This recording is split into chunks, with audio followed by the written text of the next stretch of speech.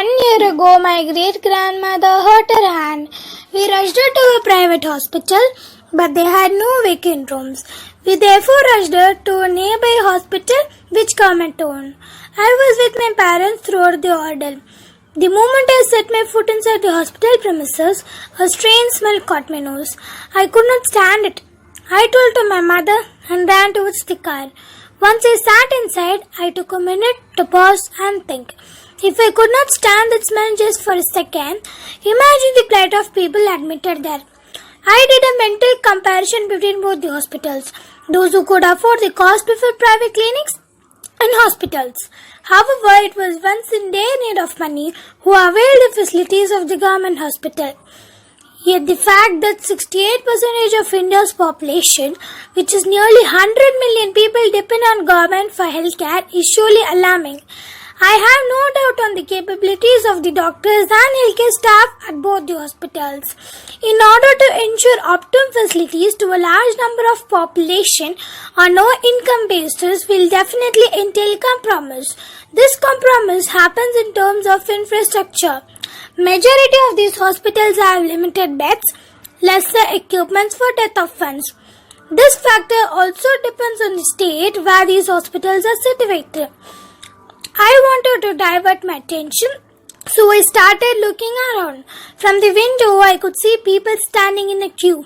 The queue was very long. Unfortunately, the availability of the healthcare is also an issue.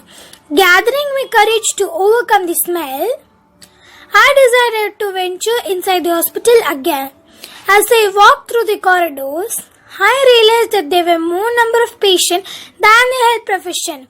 The hospital seemed understaffed. The available doctors, nurses and health professions were overburdened and overworked. I also noticed that the majority of the doctors were male. This made me think about the plight of education. I remembered Rashundari Devi, a Bengali woman who is identified as the author of first full-fledged autobiography in modern Bengali literature. She is among the earliest women writers in modern Bengali literature. Thankfully, things are changing for better as years pass by. The focus is on saving the girl child and educating her. Initiatives like Beti Bachao, Beti Padhao, launched in 2014 in India, are helping to eradicate the biases in education pattern. As I reached my great-grandmother's bed, I saw her wound being treated by a doctor and my parents standing there listening to his instruction attentively.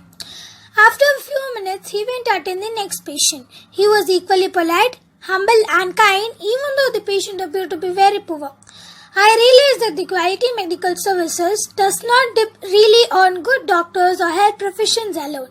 It depends on infrastructure, equipment and medicines. It also made me understand that it was not only lack of money which contributed to poor health. It was also lack of education too. Therefore, it is important to provide opportunities to everybody regarding education and healthcare professions. The visit to the hospital today opened my eye to the fact that there is a lot to be done for education and quality medical services. Even we need to do a bit.